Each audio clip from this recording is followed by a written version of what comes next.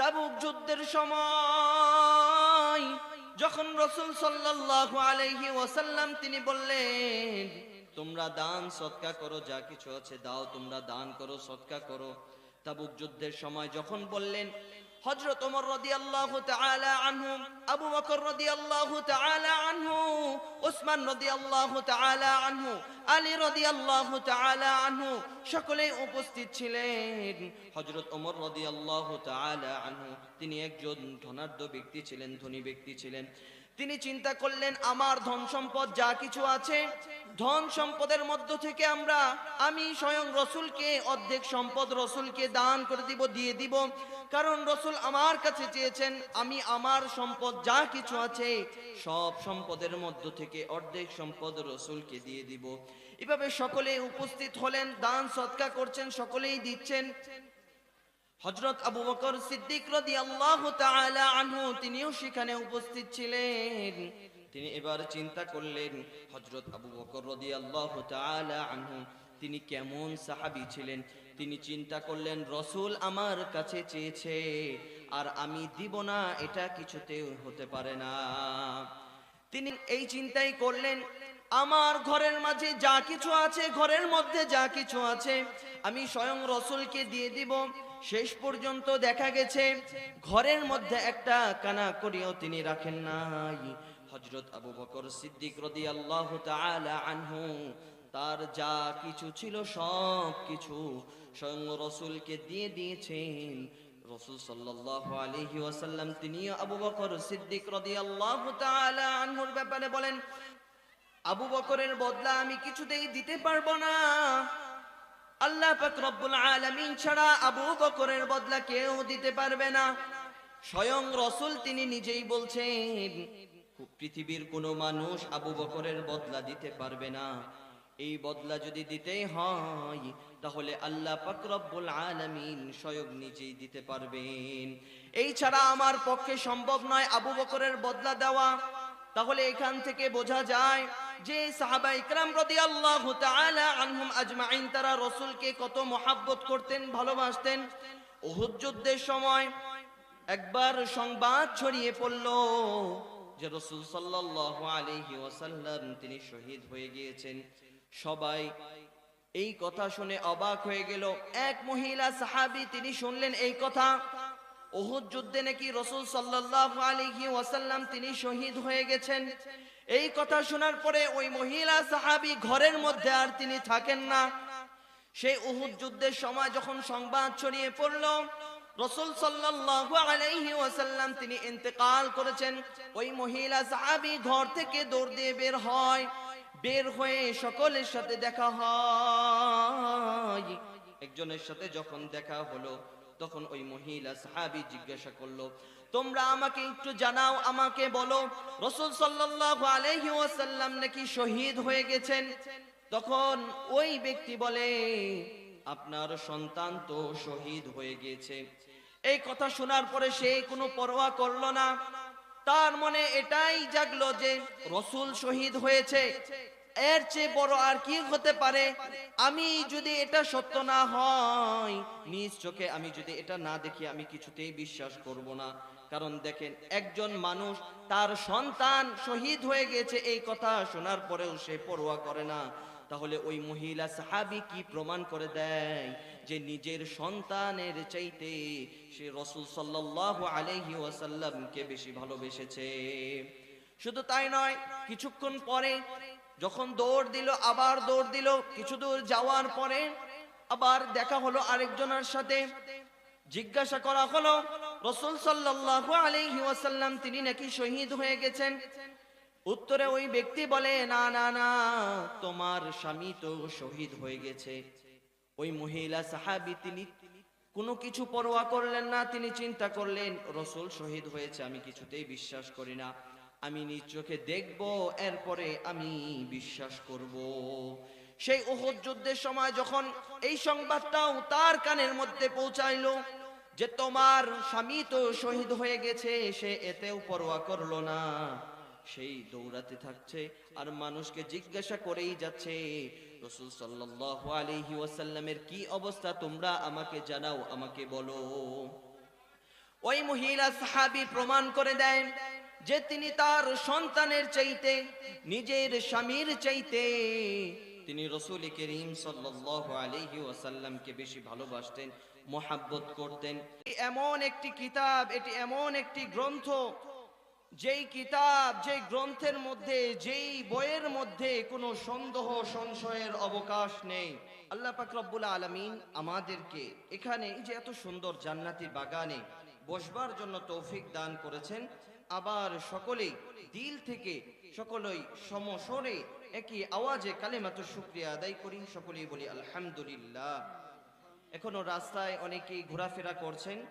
এই জান্নাতি বাগান, এখানে এসে আমরা আলোচনা শুনব, কারণ প্রত্যেক দিন এখানে ওয়াজ মাহফিলের আয়োজন করা হয় না।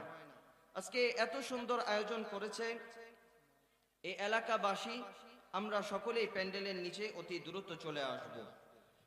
আল্লাহ পাক রব্বুল আলামিন কোরআনুল কারীমের সূরা ইব্রাহিমের ৭ম নম্বর আয়াতে আল্লাহ পাক রব্বুল আলামিন বলেন, লাইন শাকারতুম লাযীদান্নাকুম ওয়া লাইন কাফারতুম ولئن كفرتم إن عذابي لشديد।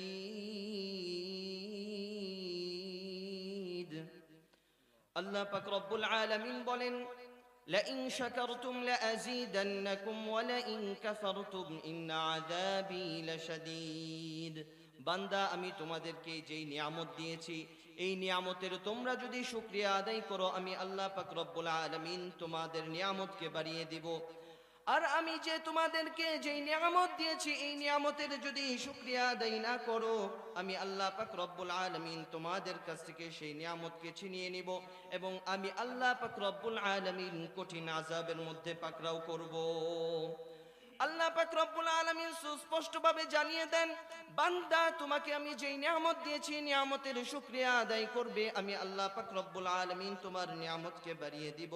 আর যদি নিয়ামতের শুকরিয়া আদায় না করো, আমি তোমার কাছ থেকে তোমার নিয়ামত ছিনিয়ে নিব এবং কঠিন আযাবের মধ্যে পাকড়াও করব। রাসূল আরবি সাল্লাল্লাহু আলাইহি ওয়াসাল্লাম তিনি একবার মসজিদে নববীর মধ্যে বসা। হঠাৎ এমন সময় তার সামনে সাহাবায়ে কেরাম রাদিয়াল্লাহু তাআলা আনহুম আজমাইন তারাও বসা ছিলেন।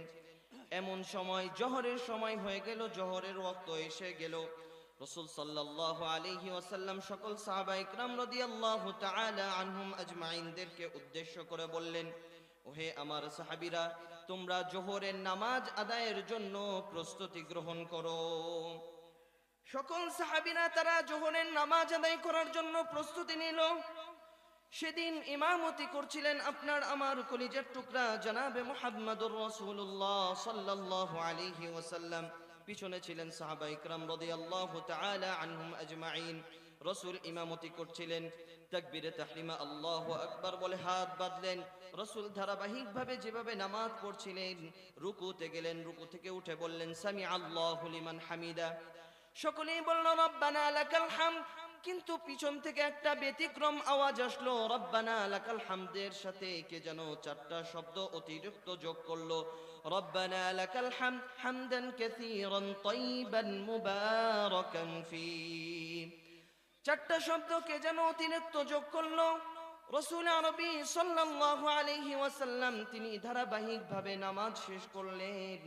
নামাজ শেষ করার পরে সাহাবা ইকরাম রাদিয়াল্লাহু তাআলা আনহুম আজমাইনের দিকে মুখ ফিরিয়ে বসলেন। রাসূল বললেন, আমি যখন রুকুতে গেলাম, রুকু থেকে যখন সামি আল্লাহু লিমান হামিদা বললাম, তোমরা পিছন থেকে বললে রব্বানা লাকাল হামদ। আমার মনে হলো কে যেন পিছন থেকে এই রব্বানা লাকাল হামদের সাথে চারটা শব্দ যুক্ত করে, হামদান কাসীরান তাইয়িবান মুবারাকান ফি, চারটা শব্দ কে যেন যুক্ত করলো। সকল সাহাবী চুপ রইলেন, সবাই মাথা নিচা করে ফেললেন। কি ব্যাপার? রাসূল উদ্দেশ্য করে বলছেন। সকল সাহাবী মাথা নিচা করলেন। রাসূল সাল্লাল্লাহু আলাইহি ওয়াসাল্লাম তিনি তখন অভয় দিলেন, ভয়ের কোনো কারণ নাই, নিশ্চিন্তায় তোমরা আমাকে বলো যে এই চারটা শব্দ কে অতিরিক্ত যোগ করেছো। পিছন থেকে একজন সাহাবী বলেন, ইয়া রাসূলুল্লাহ, ইয়া হাবিবাল্লাহ, আমি চারটা শব্দ যুক্ত করেছি। রাসূল সাল্লাল্লাহু আলাইহি ওয়াসাল্লাম তখন বললেন, তুমি কোথা থেকে এই চারটা শব্দ শিখেছো? কারণ আমি রাসূল স্বয়ং কখনো আমার মুখ দিয়ে এই চারটা শব্দ বাইর করি নাই। ওই সাহাবী বলেন, ইয়া রাসূলুল্লাহ, ইয়া হাবিবাল্লাহ, আমি যখন আল্লাহ পাক রব্বুল আলামিনের শুকরিয়া আদায় করি, অল্প কম শুকরিয়া আদায় করলে, রবের শুকরিয়া কম আদায় করলে আমার মন জোড়ায় না। এই জন্য আমি যখন রবের শুকরিয়া আদায় করি তখন বেশি বেশি আদায় করি। এই জন্যই আমি রব্বানা লাকাল হামদের সাথে চারটা শব্দ যুক্ত করেছি, হামদান কাসীরান তাইয়িবান মুবারাকান ফীহ। রব্বানা লাকাল হামদের সাথে আমি চারটা শব্দ যুক্ত করেছি। রাসূল আরবি সাল্লাল্লাহু আলাইহি ওয়াসাল্লাম বললেন, তুমি যখন এই চারটা শব্দ রব্বানা লাকাল হামদের সাথে যুক্ত করলে, প্রশংসা আদায় করলে, আমি দেখতে পাইলাম একজন ফেরেশতা নয়, দুইজন ফেরেশতা নয়, এভাবে ৩০-এর অধিক ফেরেশতা তারা একে অপরের সাথে প্রতিযোগিতা লেগেছে এই সবটুকু নিয়ে কে কার আগে আসমানে যাবে। জোরে জোরে বলেন সুবহানাল্লাহ। এই জন্য আমাদের উচিত যখন রবের শুকরিয়া আদায় করব, যখন রবের শুকরিয়া আদায় করব, বেশি বেশি শুকরিয়া আদায় করব। কারণ আল্লাহ পাক রব্বুল আলামিন সূরা ইব্রাহিমের ৭০ নম্বর আয়াতে কারীমার মাঝে বলেন, লা ইন শাকারতুম লা আযীদান্নাকুম ওয়া লা ইন কাফারতুম ইন্না আযাবী লাশাদীদ।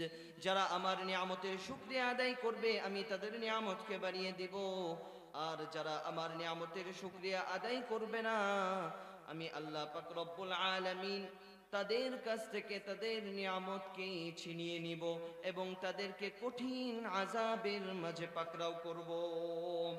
শুকরিয়া আদায় করতে হবে রবের। শুধু তাই নয়, রাসূল আরবি সাল্লাল্লাহু আলাইহি ওয়াসাল্লামের আনুগত্য করতে হবে।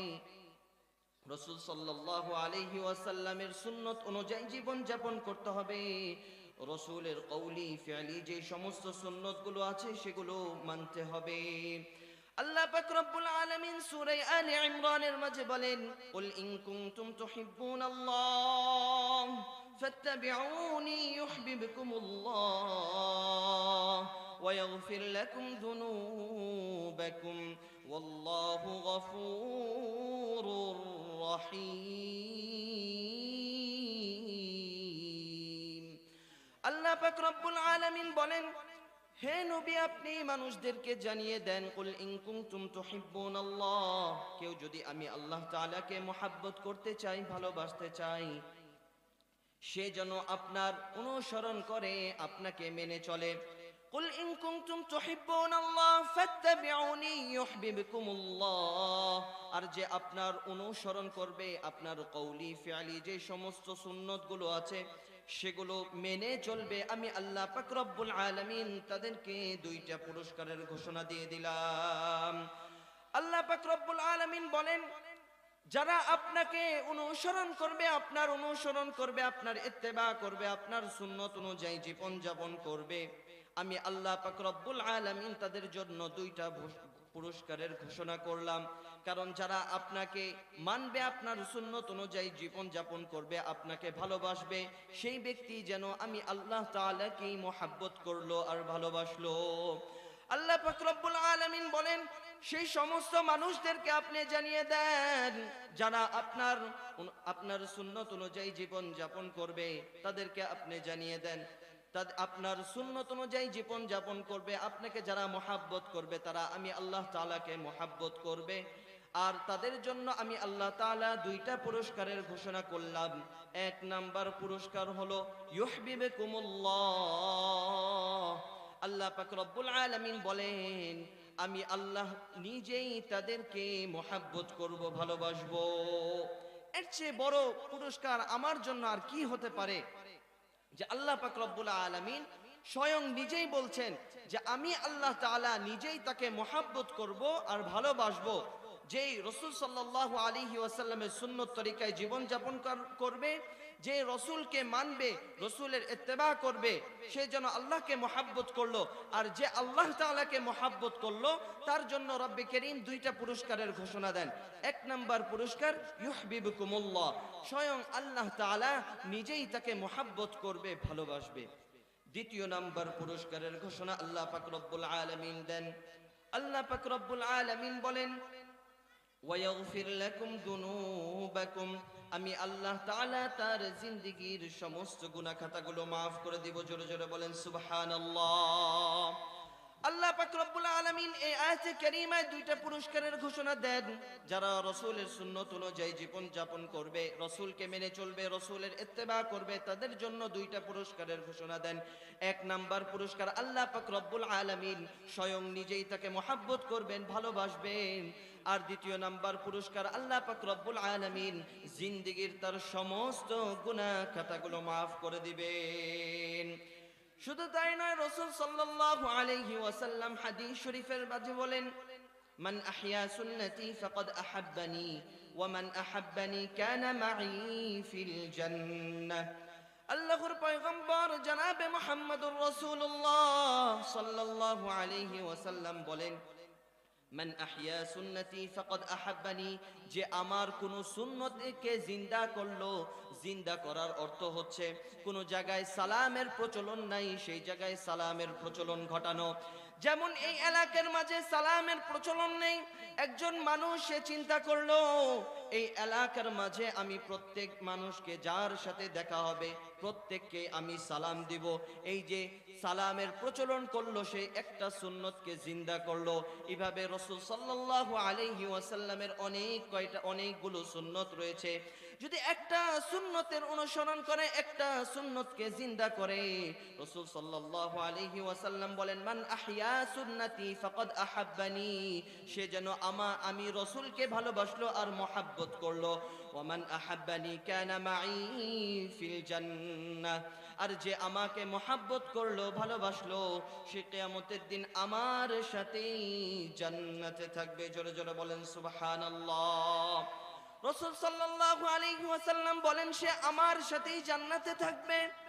রাসূলকে এখন আপনাকে আমাকে কিভাবে ভালোবাসতে হবে, কেমন ভালোবাসতে হবে, রাসূল সাল্লাল্লাহু আলাইহি ওয়াসাল্লাম হাদিস শরীফের মাঝে জানিয়ে দেন। আল্লাহর পয়গম্বর জনাবে মুহাম্মদুর রাসূলুল্লাহ সাল্লাল্লাহু আলাইহি ওয়াসাল্লাম হাদিস শরীফের মাঝে বলেন, لا يؤمن أحدكم حتى أكون أحب إليه من والده وولده والناس أجمعين, তোমাদের মধ্যে কেউ ততক্ষণ পর্যন্ত পরিপূর্ণ মুমিন হতে পারবে না যতক্ষণ পর্যন্ত আমি স্বয়ং রাসূলকে, তার পিতামাতা, তার সন্তানাদি, এমনকি সমস্ত মানুষ থেকে যতক্ষণ পর্যন্ত আমি রাসূলকে বেশি মহব্বত করবে, ভালো না বাসবে, ততক্ষণ পর্যন্ত একজন মানুষ সে পরিপূর্ণ মুমিন হতে পারবে না। একবার হযরত ওমর রাদিয়াল্লাহু তাআলা আনহু রাসূল আরবি সাল্লাল্লাহু আলাইহি ওয়াসাল্লামকে বললেন, ইয়া রাসূলুল্লাহ, ইয়া হাবিবাল্লাহ, আমি আপনাকে ভালোবাসি, মহব্বত করি।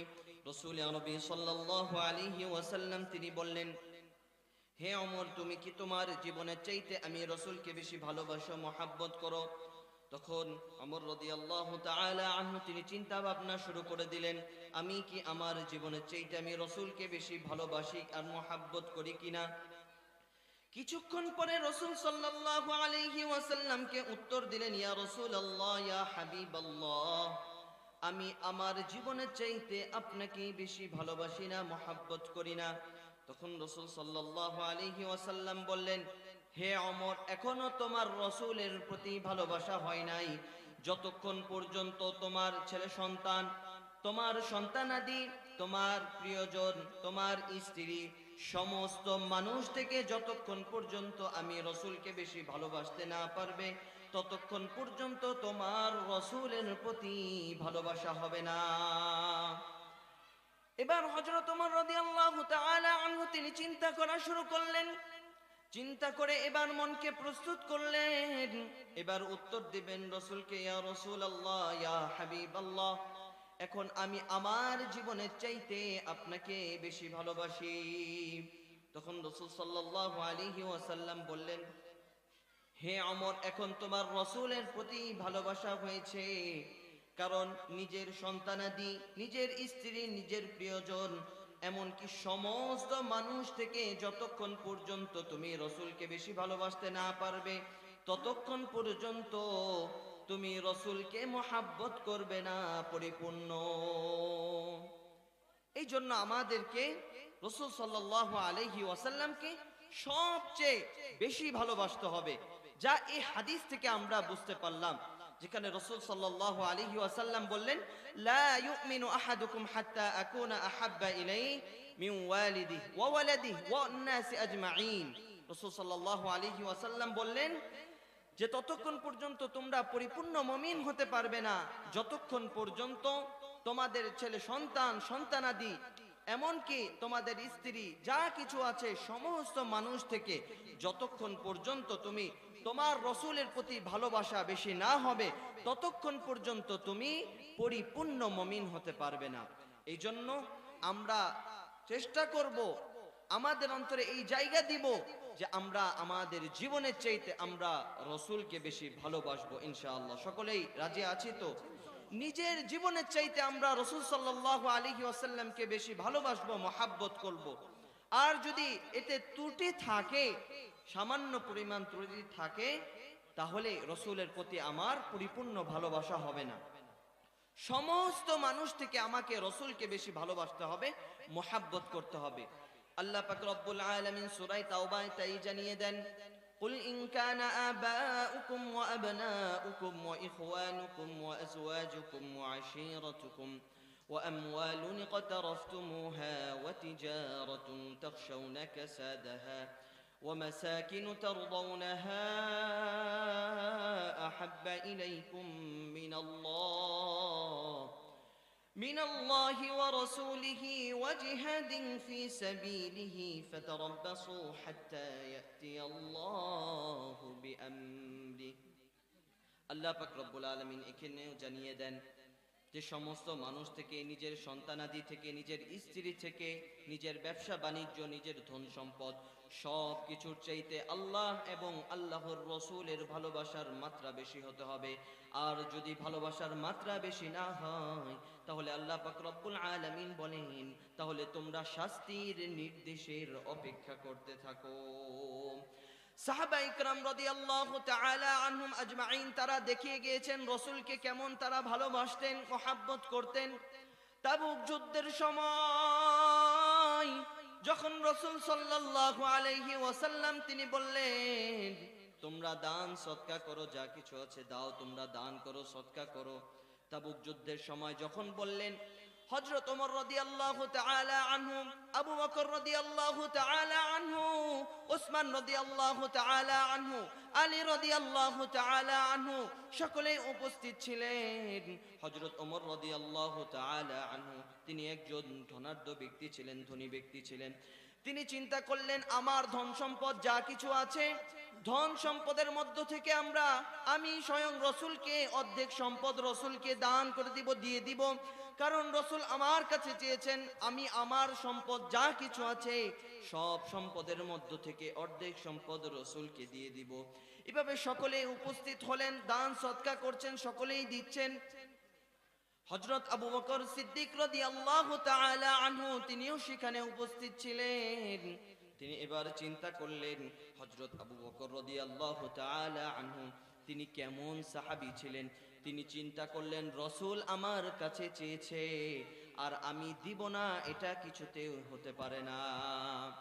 তিনি চিন্তা করে ভাবলেন, এই চিন্তাই করলেন, আমার ঘরের মাঝে যা কিছু আছে, ঘরের মধ্যে যা কিছু আছে আমি স্বয়ং রসুলকে দিয়ে দিব। শেষ পর্যন্ত দেখা গেছে ঘরের মধ্যে একটা কানা করিও তিনি রাখেন নাই। হযরত আবু বকর সিদ্দিক রাদিয়াল্লাহু তাআলা আনহু তার যা কিছু ছিল সব কিছু স্বয়ং রসুলকে দিয়ে দিয়েছেন। রাসূল সাল্লাল্লাহু আলাইহি ওয়াসাল্লাম তিনি আবু বকর সিদ্দিক রাদিয়াল্লাহু তাআলা আনহুর ব্যাপারে বলেন, আবু বকরের বদলা আমি কিছুতেই দিতে পারবো না। আল্লাহ পাক রব্বুল আলামিন ছাড়া আবু বকরের বদলা কেউ দিতে পারবে না। স্বয়ং রসুল তিনি নিজেই বলছেন, পৃথিবীর কোনো মানুষ আবু বকরের বদলা দিতে পারবে না। এই বদলা যদি দিতেই হয় তাহলে আল্লাহ পাক রব্বুল আলামিন স্বয়ং নিজেই দিতে পারবেন। এই ছাড়া আমার পক্ষে সম্ভব নয় আবু বকরের বদলা দেওয়া। তাহলে এখান থেকে বোঝা যায় যে সাহাবা ইকরাম রাদিয়াল্লাহু তাআলা আনহুম আজমাইন তারা রাসূলকে কত মহব্বত করতেন, ভালোবাসতেন। উহুদ যুদ্ধের সময় একবার সংবাদ ছড়িয়ে পড়ল যে রাসূল সাল্লাল্লাহু আলাইহি ওয়াসাল্লাম তিনি শহীদ হয়ে গিয়েছেন। সবাই এই কথা শুনে অবাক হয়ে গেল। এক মহিলা সাহাবী তিনি শুনলেন এই কথা, উহুদ যুদ্ধে নাকি রাসূল সাল্লাল্লাহু আলাইহি ওয়াসাল্লাম তিনি শহীদ হয়ে গেছেন। এই কথা শোনার পরে ওই মহিলা সাহাবী ঘরের মধ্যে আর তিনি থাকেন না, ঘর থেকে বের হয়ে দৌড় দেন। কারণ স্বয়ং রাসূল শহীদ হয়ে গেছেন, আর আমি ঘরের মধ্যে বসে থাকবো এটা হতে পারে না, আমি বিশ্বাস করি না। যতক্ষণ পর্যন্ত আমি নিজ চোখে না দেখব ততক্ষণ পর্যন্ত আমি বিশ্বাস করব না। সেই উহুদ যুদ্ধের সময় যখন সংবাদ ছড়িয়ে পড়ল রাসূল সাল্লাল্লাহু আলাইহি ওয়াসাল্লাম তিনি ইন্তেকাল করেছেন, ওই মহিলা সাহাবী ঘর থেকে দৌড় দিয়ে বের হয়। বের হয়ে সকলের সাথে দেখা হয়। একজনের সাথে যখন দেখা হলো তখন ওই মহিলা সাহাবী জিজ্ঞাসা করলো, তোমরা আমাকে একটু জানাও, আমাকে বলো রাসূল সাল্লাল্লাহু আলাইহি ওয়াসাল্লাম নাকি শহীদ হয়ে গেছেন। তখন ওই ব্যক্তি বলে, আপনার সন্তান তো শহীদ হয়ে গেছে। এই কথা শোনার পরে সে কোনো পরোয়া করলো না। তার মনে এটাই জাগলো যে রাসূল শহীদ হয়েছে, এর চেয়ে বড় আর কি হতে পারে। আমি যদি এটা সত্য না হয়, নিজ চোখে আমি যদি এটা না দেখি, আমি কিছুতেই বিশ্বাস করব না। কারণ দেখেন, একজন মানুষ তার সন্তান শহীদ হয়ে গেছে এই কথা শোনার পরেও সে পরোয়া করে না। তাহলে ওই মহিলা সাহাবী কি প্রমাণ করে দেয় যে নিজের সন্তানের চাইতে সে রাসূল সাল্লাল্লাহু আলাইহি ওয়াসাল্লামকে বেশি ভালোবেসেছে। শুধু তাই নয়, কিছুক্ষণ পরে যখন দৌড় দিল, আবার দৌড় দিল। কিছু দূর যাওয়ার পরে আবার দেখা হলো আরেকজনের সাথে। জিজ্ঞাসা করা হলো, রাসূল সাল্লাল্লাহু আলাইহি ওয়াসাল্লাম তিনি নাকি শহীদ হয়ে গেছেন। উত্তরে ওই ব্যক্তি বলে, না না না, তোমার স্বামী তো শহীদ হয়ে গেছে। ওই মহিলা সাহাবী তিনি কোনো কিছু পরোয়া করলেন না। তিনি চিন্তা করলেন, রাসূল শহীদ হয়েছে, আমি কিছুতেই বিশ্বাস করি না, আমি নিজ চোখে দেখব, এরপরে আমি বিশ্বাস করব। সেই উহুদ যুদ্ধের সময় যখন এই সংবাদটাও তার কানের মধ্যে পৌঁছাইলো যে তোমার স্বামী তো শহীদ হয়ে গেছে, সে এতেও পরোয়া করলো না। সেই দৌড়াতে থাকছে আর মানুষকে জিজ্ঞাসা করেই যাচ্ছে, রাসূল সাল্লাল্লাহু আলাইহি ওয়াসাল্লামের কি অবস্থা, তোমরা আমাকে জানাও, আমাকে বলো। ওই মহিলা সাহাবী প্রমাণ করে দেন যে তিনি তার সন্তানের চাইতে, নিজের স্বামীর চাইতে তিনি রাসূল করিম সাল্লাল্লাহু আলাইহি ওয়াসাল্লামকে বেশি ভালোবাসতেন, মহব্বত করতেন। এই জন্য আমাদের উচিত যেভাবে রাসূল সাল্লাল্লাহু আলাইহি ওয়াসাল্লামকে তারা সরাসরি পেয়েছেন, সেভাবে মহব্বত করেছেন, ভালোবেসেছেন, আমরাও সেভাবে ভালোবাসবো, মহব্বত করব। এখন দেখা যায় রাসূল সাল্লাল্লাহু আলাইহি ওয়াসাল্লামকে তো সাহাবায়ে ইকরাম রাদিয়াল্লাহু তাআলা আনহুম আজমাইন তারা তো সরাসরি পেয়েছেন, সেভাবে রাসূলকে মহব্বত করতে পেরেছেন, ভালোবাসতে পেরেছেন। কিন্তু আমাদের সামনে, আমাদের কাছে তো রাসূল নেই। তাহলে আমরা রাসূল সাল্লাল্লাহু আলাইহি ওয়াসাল্লামকে কিভাবে ভালোবাসবো, মহব্বত করব? রাসূল সাল্লাল্লাহু আলাইহি ওয়াসাল্লাম হাদিস শরীফের মাঝে তাও বলে দিয়ে গিয়েছেন, আমি নাই তো কি হয়েছে, তোমরা আমার সুন্নতকে আঁকড়ে ধরো, তোমরা আমার সুন্নতকে মেনে চলো, তাহলে আমি রাসূলকে মহব্বত করা হবে, ভালোবাসা হবে। এই জন্যই তো দেখা যায় একজন মুমিন সে যখন তার অন্তরে যখন একজন রাসূল সাল্লাল্লাহু আলাইহি ওয়াসাল্লামের তার অন্তরের মাঝে যে ভালোবাসা, মহব্বত সবচেয়ে বেশি দেয়, সবচেয়ে বেশি ভালোবাসে রাসূলকে, তখন দেখা যায় যে কোনো মানুষ যদি রাসূলকে নিয়ে কোনো সমালোচনা করে, রসুলের কটূক্তি করে, রসুলের সুন্নতকে নিয়ে সমালোচনা করে, রসুলের সুন্নতের সমালোচনা করে, তখন একজন মুমিন যে রসুলকে সত্যিকার অর্থে ভালোবাসেছে, মহাব্বত করেছে, সেই মুমিন কখনো থেমে থাকতে পারে না। তার অন্তরে এই জজবা এসে যায়, এর প্রতিরোধ আমাকে করতেই হবে। কারণ একজন মানুষ দেখা যায় যে সে একটা মানুষকে অনেক মহাব্বত করে, ভালোবাসে। এখন সেই মহাব্বতের মানুষটাকে, ভালোবাসার মানুষটাকে অপমান করলো, অপদস্থ করলো, সবার সামনে তাকে অপমান করলো। এখন দেখা গেল সে তো আমার প্রিয় মানুষ, ভালোবাসার মানুষ, তাহলে সেটাকে আমাকে প্রতিরোধ করতে হবে। ঠিক এমনই ভাবে আমি আমার পিতামাতাকে অনেক ভালোবাসি, মহাব্বত করি। কেউ যখন আমার পিতামাতাকে নিয়ে গালমন্দ করে, গালি দেয়, কথা বলে, আমি সেটাকে যেভাবে প্রতিরোধ করি, তার বিরুদ্ধে লেগে যায়, আমার আব্বাকে, আমার মাকে গালিগালাজ করেছিস, আমি তোকে ছেড়ে দিব। ঠিক এমনই ভাবে যে বাবা মার ভালোবাসা অন্তরে জায়গা পেয়েছে, এই বাবা মার ভালোবাসার চাইতে, সমস্ত মানুষের ভালোবাসার চাইতে, সমস্ত মানুষের চাইতে যতক্ষণ পর্যন্ত একজন মানুষের অন্তরে রসুলের ভালোবাসা বেশি না হবে, ততক্ষণ পর্যন্ত একজন মানুষ কখনোই পরিপূর্ণ মুমিন হতে পারবে না। যেটা স্বয়ং রসুল হাদিসের মাঝে বলেছেন, লা ইউমিনু আহাদুকুম হাত্তা আকুনা আহাব্বা ইলাইহি মিন ওয়ালিদি ওয়া ওয়ালাদি ওয়ান নাসি আজমাইন। আমরা হাদিস থেকে জানতে পারলাম যে স্বয়ং রসুল বলেছেন যে ততক্ষণ পর্যন্ত একজন মানুষ সে পরিপূর্ণ মুমিন হতে পারবে না, যতক্ষণ পর্যন্ত তার কাছে তার পিতামাতা, তার সন্তানাদি, সমস্ত মানুষ থেকে যতক্ষণ পর্যন্ত স্বয়ং রসুল বেশি ভালোবাসার পাত্র না হবে, ততক্ষণ পর্যন্ত একজন মানুষ সে পরিপূর্ণ মুমিন হতে পারবে না।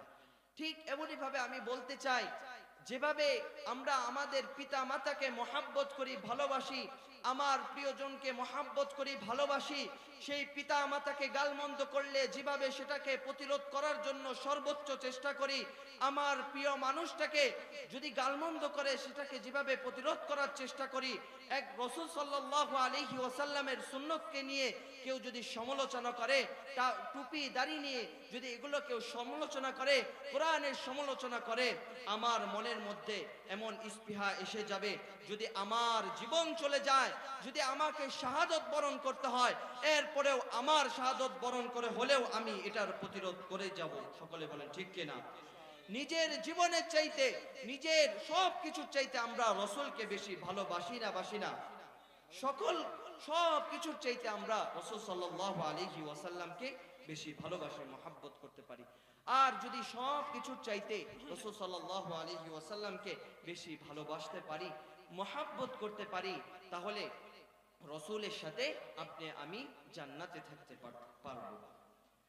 আর দেখেন, আমাদের প্রত্যেককেই মৃত্যু বরণ করতে হবে। এই মৃত্যু থেকে আমরা কেউ কিন্তু বাঁচবো না, প্রত্যেককেই মৃত্যুর স্বাদ গ্রহণ করতে হবে।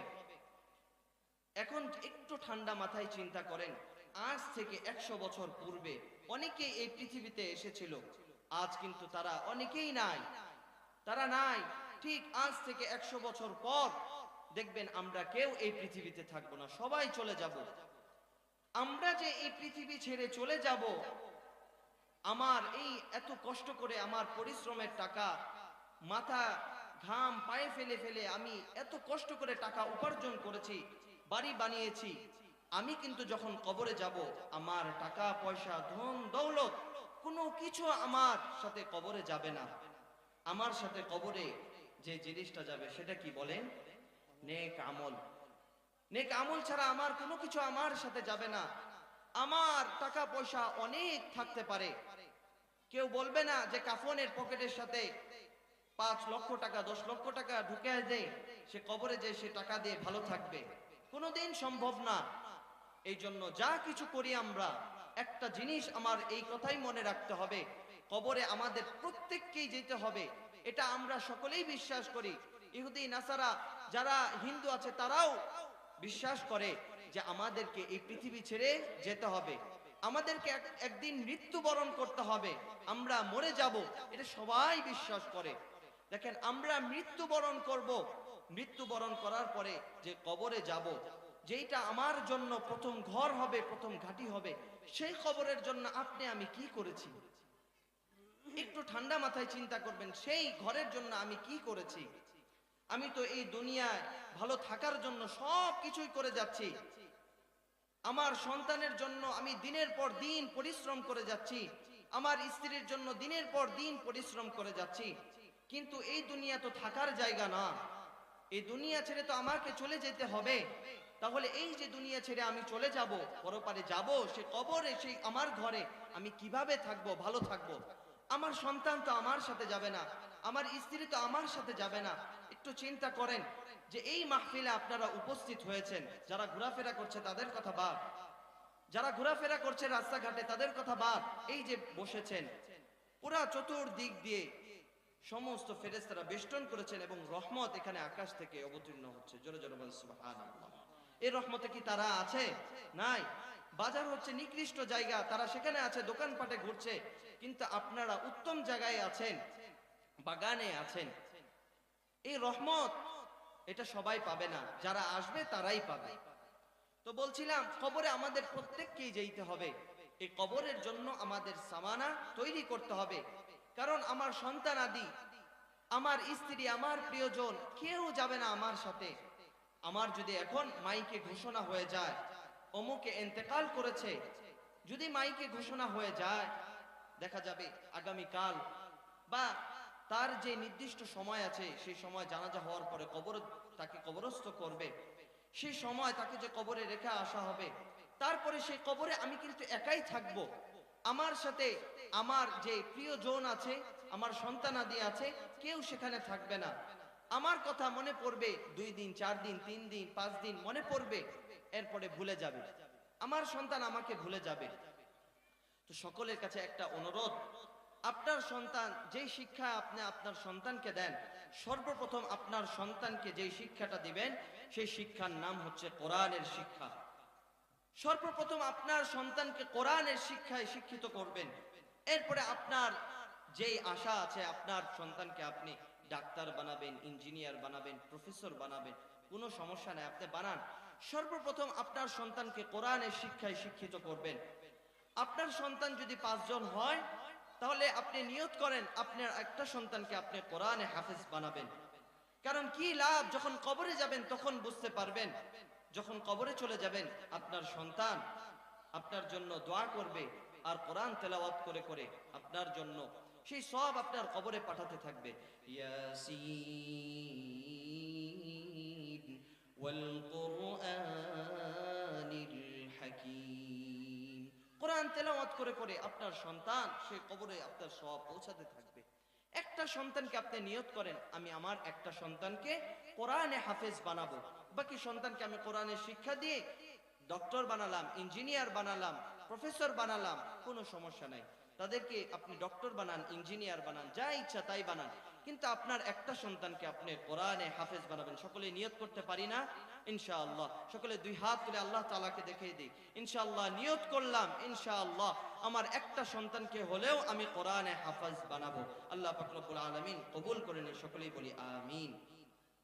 তো এই কবরের জন্য আমার সবকিছু প্রস্তুত করতে হবে। প্রত্যেকটি প্রাণীকে মৃত্যুর স্বাদ গ্রহণ করতে হবে। আল্লাহ পাক রব্বুল আলামিন কোরআনুল কারীমের মাঝে বলেন, কুল্লু নাফসিন যায়িকাতুল মাউত ওয়া ইন্নামা তুওয়াফাউনা উজুরাকুম ইয়াওমাল কিয়ামাহ ফামান যুহজিহা আনিন নারি ওয়া উদখিলাল জান্নাতা ফাকাদ ফাজ وما الحياة الدنيا إلا متاع الغرور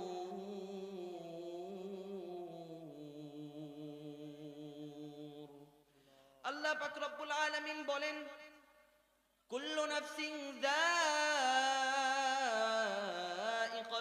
মাউত, প্রত্যেকটি প্রাণীকেই মৃত্যুর স্বাদ গ্রহণ করতে হবে।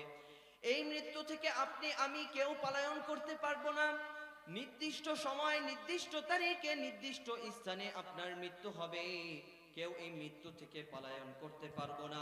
আল্লাহ পাক রব্বুল আলামিন কোরআনুল কারীমের মাঝে জানিয়ে দেন, ইযা জাআ আজালুহুম লা ইস্তাখিরুনা সাআতান ওয়া লা ইস্তাকদিমুন।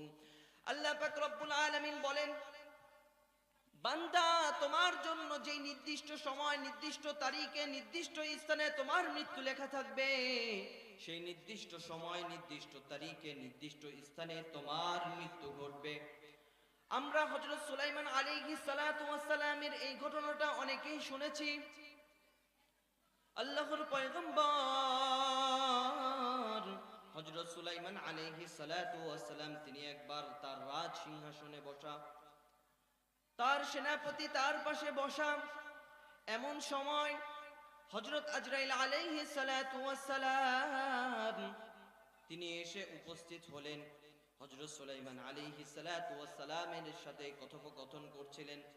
সুলাইমান আলাইহিস সালাতু ওয়াস সালামের সাথে যখন কথা বলছিলেন, তখন হযরত আজরাইল আলাইহিস সালাতু ওয়াস সালাম তিনি বাঁকা চোখে সেই সেনাপতিকে দেখছিলেন যে কি ব্যাপার, আর মাত্র কিছুক্ষণ পরে এই ব্যক্তির অনেক দূরে জঙ্গলে পাহাড়ে মৃত্যু লেখা আছে, তাহলে সেই ব্যক্তি এখানে কিভাবে উপস্থিত? হযরত সুলাইমান আলাইহিস সালাতু ওয়াস সালামের সাথে হযরত আজরাইল আলাইহিস সালাতু ওয়াস সালাম কথোপকথন করছিলেন, কথা বলছিলেন। তো এই ব্যক্তিকে দেখে তার সেনাপতি ভয় পেয়ে যায়, কি ব্যাপার? সুলাইমান আলাইহিস সালাতু ওয়াস সালামের দরবারে এমন একজন উপস্থিত হয়েছে যে এর আগে কখনো উপস্থিত হয় নাই। এই লোককে আমি কখনো দেখি নাই, আবার আমার দিকে বাঁকা চোখে তাকায়। যখন হযরত আজরাইল আলাইহিস সালাতু ওয়াস সালাম কথোপকথন শেষে তিনি যখন চলে গেলেন, সেনাপতি সুলাইমান আলাইহিস সালাতু ওয়াস সালামকে বললেন, হে সুলাইমান আলাইহিস সালাতু ওয়াস সালাম, আল্লাহ পাক রব্বুল আলামিন আপনাকে তো অনেক ক্ষমতা দিয়েছেন, আপনার আদেশে বাতাস চলে। আপনি যখন বাতাসকে আদেশ করেন, বাতাস আপনার কথা শুনে। আপনার কাছে কোনো কিছুর আবদার আমি করি নাই, তবে আজ একটা জিনিসের আবদার করব, আপনি এই জিনিসের আবদারটা আপনি আমার পূরণ করবেন। সুলাইমান আলাইহিস সালাতু ওয়াস সালাম তার সেনাপতিকে বলেন, কি তুমি কি আবদার আমার কাছে করবে, করো। সেনাপতি বলে, আপনার আদেশে যেহেতু বাতাস আপনার কথা শুনে, তাহলে আপনার কাছে একটা আবদার এটাই রাখি, বাতাসকে আপনি নির্দেশ দিবেন আমাকে যেন দূরে জঙ্গলে কোথাও রেখে আসে। তখন ওই সেনাপতির কথা শুনে পয়গম্বর সুলাইমান আলাইহিস সালাতু ওয়াস সালাম তিনি রাজি হলেন, বাতাসকে আদেশ করলেন। বাতাস সেনাপতিকে নিয়ে অদূরে জঙ্গলে ফেলে আসলো, রেখে আসলো। হযরত আজরাইল আলাইহিস সালাতু ওয়াস সালাম তিনি সেই সময় নির্দিষ্ট স্থানে, নির্দিষ্ট তারিখে, নির্দিষ্ট সময়ে সেখানে উপস্থিত হলেন। অবাক হলেন, কি ব্যাপার, কিছুক্ষণ আগেই না সেই ব্যক্তিকে সুলাইমানের দরবারে দেখলাম, আবার সেই ব্যক্তি এখানে কিভাবে এসে উপস্থিত হলো? আল্লাহ পাক রব্বুল আলামিন জানিয়ে দেন, ইযা জাআ আজালুহুম লা ইস্তাখিরুনা সাআতান ওয়া লা ইস্তাকদিমুন। বান্দা তুমি মৃত্যু থেকে পলায়ন করে বাঁচতে পারবে না। নির্দিষ্ট সময়, নির্দিষ্ট তারিখে, নির্দিষ্ট স্থানে তোমার মৃত্যু হবে। আজরাইল আলাইহিস সালাতু ওয়াস সালাম তোমার জান কবজ করবেন। অদূরে জঙ্গলে সেই সেনাপতির সেই সময় হযরত আজরাইল আলাইহিস সালাতু ওয়াস সালাম তার জান কবজ করলেন। পরের দিন যখন সুলাইমান আলাইহিস সালাতু ওয়াস সালামের সাথে যখন আবার কথোপকথন হয়, কথা হচ্ছিল, তখন আজরাইল আলাইহিস সালাতু ওয়াস সালামকে জিজ্ঞাসা করলো যে, হে আজরাইল, তুমি কেন গতকাল আমার সেনাপতির দিকে বাঁকা চোখে তাকাচ্ছিলে? সে তো ভয় পেয়েছিল এবং আমাকে এটাও নির্দেশ দিয়েছে সে অদূরে জঙ্গলে যেন তাকে আমি রেখে আসি। তখন আজরাইল আলাইহিস সালাতু ওয়াস সালাম উত্তর দেন যে, সুলাইমান আলাইহিস সালাতু ওয়াস সালামকে বলেন, হে সুলাইমান, আমি বড় অবাক হই, কারণ আমি যখন আপনার দরবারে উপস্থিত ছিলাম তখন আমি এই জন্য অবাক হচ্ছিলাম যে আর কিছুক্ষণ পরে এই ব্যক্তির মৃত্যু অদূর, অনেক দূরে জঙ্গলে লেখা, কিন্তু সেই ব্যক্তি এখানে কিভাবে উপস্থিত? কারণ নির্দিষ্ট সময়, নির্দিষ্ট তারিখে, নির্দিষ্ট স্থানে আমাকে জান কবজ করতে হবে। আমি অবাক হচ্ছিলাম। তখন সুলাইমান আলাইহিস সালাতু ওয়াস সালাম তিনি বললেন, ওই ব্যক্তি তো আমার সেনাপতি আমাকে বলল বাতাসকে আদেশ করে সেই অদূরে জঙ্গলে পাহাড়ে রেখে আসার কথা, এই জন্য আমি বাতাসকে নির্দেশ করেছি, বাতাস সেখানে তাকে রেখে এসেছে। তো এখান থেকেও বোঝা যায় যে আল্লাহ পাক রব্বুল আলামিন কোরআনুল কারীমের মাঝে যে বলেন ইযা জাআ আজালুহুম লা ইস্তাখিরুনা সাআতান ওয়ালা ইস্তাকদিমুন। আল্লাহ পাক রব্বুল আলামিন যখন হুকুম করবেন আজরাইল আলাইহিস সালাতু ওয়াস সালামকে নির্দিষ্ট সময়ে নির্দিষ্ট তারিখে নির্দিষ্ট স্থানে হযরত আজরাইল আলাইহিস সালাতু ওয়াস সালাম তার জান কবজ করবেন। সূরা জুমার মাঝে আল্লাহ পাক রব্বুল আলামিন আরো ক্লিয়ার ভাবে জানিয়ে দেন বান্দা তুমি এই মৃত্যু থেকে পলায়ন করে বাঁচতে পারবে না। আল্লাহ পাক রব্বুল আলামিন বলেন কুল ইন্নাল মাউতাল্লাযী তাফিররুনা মিনহু فإنه ملاقيكم ثم تردون إلى عالم الغيب والشهادة فينبئكم بما كنتم تعملون الله أكبر। আল্লাহ পাক রব্বুল আলামিন বলেন বান্দা তুমি যেই মৃত্যু থেকে পলায়ন করতে চাও সেই মৃত্যু থেকে পলায়ন করে বাঁচতে পারবে না। মৃত্যু তোমাকে পাকড়াও করবে, এই মৃত্যু থেকে কিছুতেও তুমি পালায়ে বাঁচতে পারবে না। এই জন্য আপনাকে আমাকে সদা সর্বদা মৃত্যুর জন্য প্রস্তুত থাকতে হবে। মৃত্যু যখন হয়ে যাবে, যখন তখন আপনার আমার মৃত্যু হয়ে যাবে, এই মৃত্যুর জন্য সদা সর্বদা প্রস্তুত থাকতে হবে। কেননা এই মৃত্যু যখন তখন হয়ে যেতে পারে, এই জন্য আমার ঈমান আমল, আমার আমলের পাল্লাকে ভারী করতে হবে, নেক আমল করতে হবে, নামাজ পড়তে হবে, হজ করতে হবে, যাকাত দিতে হবে, দান করতে হবে, সদকা করতে হবে। দান সদকা করলে আল্লাহ পাক রব্বুল আলামিন তার কাছ থেকে বালা মুসিবত দূর করে দেন। বেশি বেশি আমাদেরকে দান সদকা করতে হবে। আল্লাহ পাক রব্বুল আলামিন আমাদের উপর যে নামাজ ফরজ করেছেন, এই 5 ওয়াক্ত নামাজ জামাতের সাথে আমাদেরকে আদায় করতে হবে।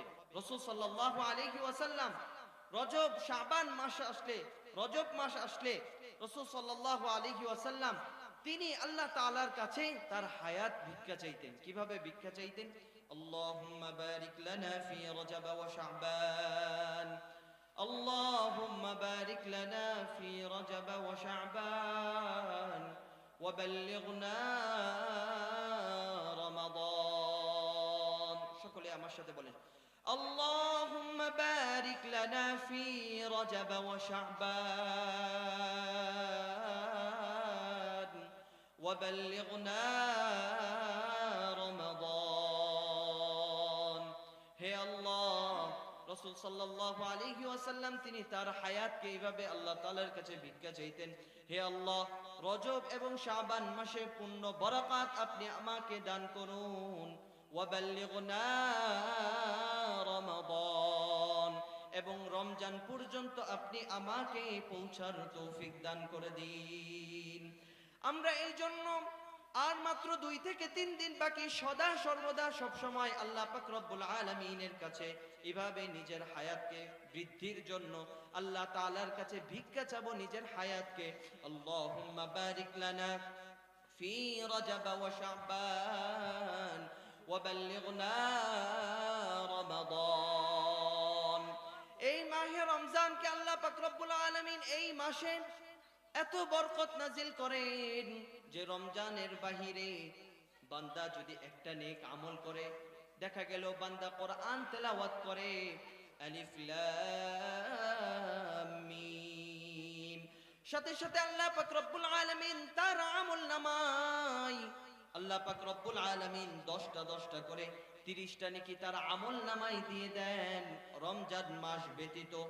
আর রমজান মাসে বান্দা যখন পড়বে আলিফ লাম মিম, আল্লাহ পাক রব্বুল আলামিন একটা করে 70 গুণ বৃদ্ধি করবে। এই জন্য একটা হরফ তেলাওয়াত করবে সে 70টা করে নেকি পাবে। এভাবে আলিফ লাম মিম তেলাওয়াত করবে, আল্লাহ পাক রব্বুল আলামিন তার আমল নামায় 210টা নেকি লিখে দিবেন। এই জন্য আমাদেরকে এই রমজান মাস পাওয়ার পরে এভাবে প্রত্যেকটা মুহূর্ত প্রত্যেকটা সেকেন্ড আমাদেরকে কাটাতে হবে।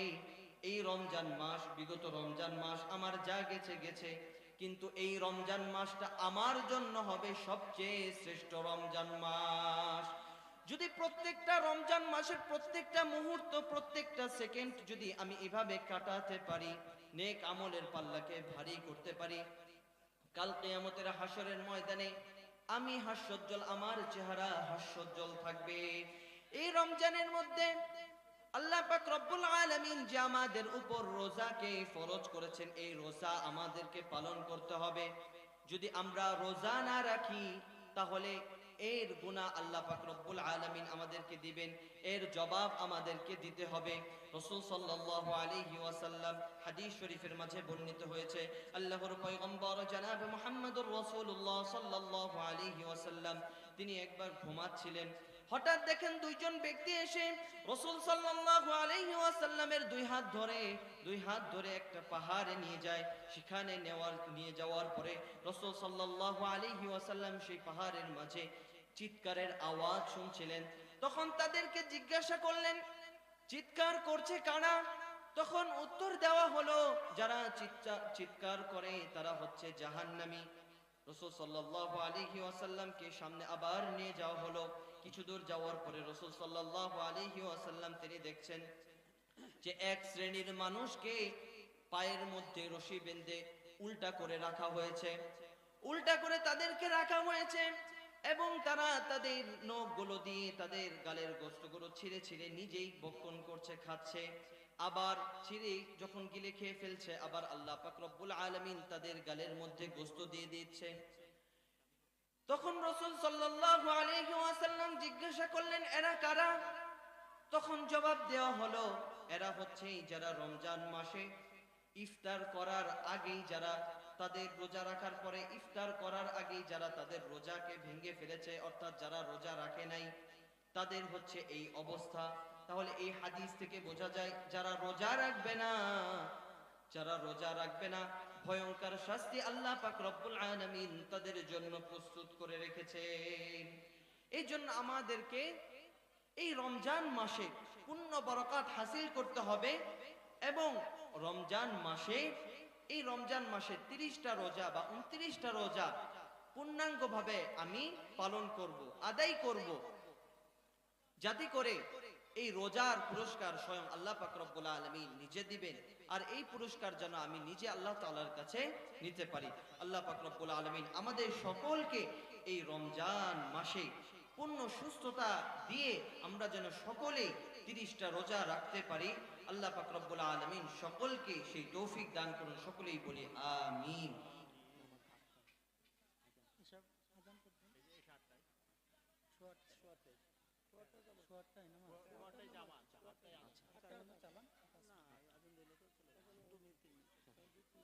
তো যাই হোক, অগোছালো কিছু আলোচনা করলাম। এই পুরা যে আলোচনা করলাম সোয়া 1 ঘন্টা, এই 1 ঘন্টার মাঝে আমরা কয়েকটা জিনিস শিখতে পারলাম। খুব এখন মনোযোগ দিয়ে আমাদেরকে শুনতে হবে, সময় কম। রমজানের বিষয় আরেকটু আলোচনা সাজিয়ে নিয়ে আসছিলাম যে রমজানের বিষয় আলোচনা করব, সময় যেহেতু নেই, 2 মিনিটে যে আমরা যে আলোচনা শুনলাম মূল কথাগুলো আপনাদের সামনে উপস্থাপন করব, খুব মনোযোগের সাথে শুনতে হবে। 1 নাম্বার যে আলোচনা করলাম, এ থেকে বুঝতে পারলাম যে আমাদের সব কিছুর চাইতে আমরা রাসূল সাল্লাল্লাহু আলাইহি ওয়াসাল্লামকে বেশি ভালোবাসবো, মহাব্বত করব। আমার সব কিছুর চাইতে আমি রাসূলকে আগে রাখবো, আমি রাসূলকে বেশি ভালোবাসবো, মহাব্বত করব। যেটা হাদিস থেকে আমরা জানতে পারলাম যে লা ইউমিনু আহাদুকুম হাত্তা আকুনা আহাব্বা ইলাইহি মিন ওয়ালিদিহি ওয়া ওয়ালাদিহি ওয়ান নাসি আজমাইন। ততক্ষণ পর্যন্ত একজন মানুষ সে পরিপূর্ণ মুমিন হতে পারবে না যতক্ষণ পর্যন্ত তার সন্তানাদি, স্ত্রী, সমস্ত মানুষ থেকে যতক্ষণ পর্যন্ত তার অন্তরে রাসূল সাল্লাল্লাহু আলাইহি ওয়াসাল্লামের ভালোবাসা অধিক না হবে, ততক্ষণ পর্যন্ত একজন মানুষ সে কিছুতেই পরিপূর্ণ মুমিন হতে পারবে না। তাহলে 1 নাম্বার শিক্ষা হচ্ছে সব কিছুর চাইতে আমরা রাসূল করিম সাল্লাল্লাহু আলাইহি ওয়াসাল্লামকে বেশি ভালোবাসবো আর মহাব্বত করব। কোরআনের আয়াত থেকে আমরা কি জানলাম, কি বুঝলাম? কোরআনের আয়াতে আল্লাহ পাক রব্বুল আলামিন বললেন যে যারা আমাকে ভালোবাসতে চায়, অর্থাৎ আল্লাহ তাআলাকে যারা ভালোবাসতে চায়, মহাব্বত করতে চায়, তারা যেন রাসূল সাল্লাল্লাহু আলাইহি ওয়াসাল্লামের সুন্নত অনুযায়ী জীবন যাপন করে, রাসূলের ইত্তেবা করে, সুন্নত আদায় করে, সুন্নত মেনে চলে। সুন্নত কোনগুলো? দাড়ি, টুপি, যে সমস্ত সুন্নতগুলো আছে রাসূলের, সেগুলো যেন সে আদায় করে। সালাম, যত সুন্নতগুলো আছে, খাবার খেচ্ছি, খাবো, খাওয়ারের আগে দোয়া পড়ে নিব, দস্তরখানা পেরে খাবো, মাথায় টুপি দিয়ে খাবো, এরপরে বাথরুমে যখন ঢুকছি বাম পা দিয়ে প্রবেশ করব, ডান পা দিয়ে বের হব। এভাবে যে রাসূল সাল্লাল্লাহু আলাইহি ওয়াসাল্লামের যে সমস্ত সুন্নতগুলো আছে সেগুলো মেনে চলবো। আর এই আয়াতে আল্লাহ পাক রব্বুল আলামিন বলেন যে রাসূলের ইত্তেবা করবে, সুন্নত মেনে চলবে, সেজন্য আমি আল্লাহ তাআলাকে মহব্বত করলো, ভালোবাসলো। আর যে আল্লাহ তাআলাকে মহব্বত করলো তার জন্য দুইটা পুরস্কার। এক নাম্বার পুরস্কার, স্বয়ং আল্লাহ তাআলা নিজেই তাকে মহব্বত করবে, ভালোবাসবে। দ্বিতীয় নাম্বার পুরস্কার, তার জীবনের সমস্ত গুনাহ খাতাগুলো মাফ করে দিবে। সুবহানাল্লাহ। মূল এতটুকু নিলেই যথেষ্ট যে আমরা আমাদের জীবনের চাইতে আল্লাহ তাআলাকে বেশি মহাব্বত করব, ভালোবাসবো, এবং রাসূল সাল্লাল্লাহু আলাইহি ওয়াসাল্লামের সুন্নত তরিকায় আমি জীবন যাপন করব। যে সমস্ত ফরজগুলো আছে সেগুলো আদায় করব। 5 ওয়াক্ত নামাজ আমার উপরে ফরজ, 5 ওয়াক্ত নামাজ আমি জামাতের সাথে আদায় করব মসজিদে গিয়ে। রোজা আমার উপরে ফরজ, আমি রোজা আদায় করব। হজ আমার উপর ফরজ হয়েছে, আমি ফরজ রোজা আমি আদায় করব। হজ আমার উপর ফরজ হয়েছে, আমি ফরজ হজ আদায় করব। যাকাত আমার উপর ফরজ হয়েছে, যাকাত আমি আদায় করব। আর এগুলো যদি আমি আদায় না করি তাহলে আমি গুনাহগার হব। কাল কিয়ামতের হাসরের ময়দানে আমার এগুলোর জবাব দিতে হবে। পরিশেষে একটা কথা বলে আপনাদের সামনে থেকে আমি বিদায় নেব। সর্বশেষ, আমাদেরকে শিরক মুক্ত জীবন যাপন করতে হবে। কারণ শিরক এত মারাত্মক গুনাহ, এত মারাত্মক গুনাহ যে আল্লাহ পাক রব্বুল আলামিন শিরকের গুনাহ কিছুতেই মাফ করেন না। যে আল্লাহ পাক রব্বুল আলামিন সরাসরি কোরআনুল কারীমের মাঝে বলেন, ইন্নাল্লাহা লা ইয়াগফিরু আন ইউশরাকা বিহি ওয়া ইয়াগফিরু মা দুনা যালিকা লিমান ইয়াশা। যারা শিরক করবে আমি আল্লাহ তাআলা কিছুতেই তাদের মাফ করব না। যা কিছু আলোচনা করা হলো, আল্লাহ পাক রব্বুল আলামিন আমাদেরকে এর উপর আমল করার তৌফিক দান করুন। ওয়া মা আলাইনা ইল্লাল বালাগ। আসসালামু আলাইকুম ওয়া রাহমাতুল্লাহি ওয়া বারাকাতুহু।